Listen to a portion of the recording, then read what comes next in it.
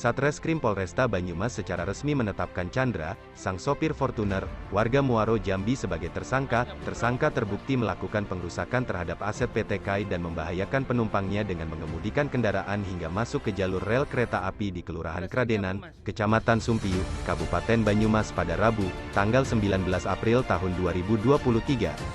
Hingga kini polisi masih melakukan proses pemeriksaan mendalam terhadap tersangka. Dalam kasus ini, polisi juga telah memeriksa 5 orang saksi yang tak lain adalah penumpang mobil Fortuner tersebut. Sedangkan terkait dengan penggunaan narkoba, polisi juga masih mendalaminya karena tersangka memakai narkoba saat berada di Jambi Senin lalu, dan saat penggeledahan tidak ditemukan barang bukti.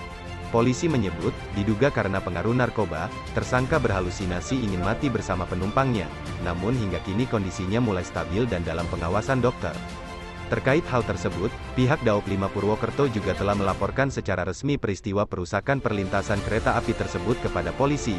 Atas perbuatannya, tersangka dijerat dengan pasal 194 KUHP ayat 1 yang berbunyi, barang siapa dengan sengaja menimbulkan bahaya bagi lalu lintas umum yang digerakkan oleh tenaga uap atau tenaga mesin yang lain di jalan kereta api atau tram, diancam dengan pidana penjara paling lama 15 tahun dan UU Perkeretaapian nomor 23 tahun 2007.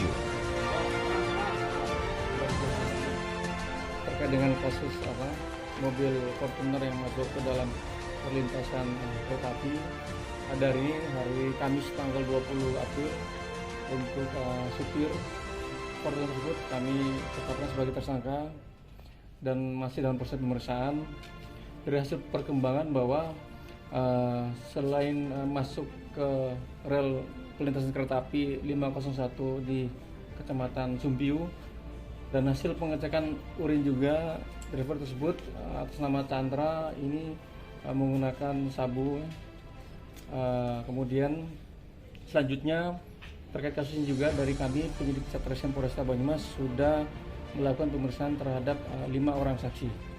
Saksi ini adalah tidak lain dan tidak bukan adalah penumpang satu mobil bersama dengan driver atas nama tersangka Chandra yang pada saat itu masuk ke dalam perlintasan rel kereta api.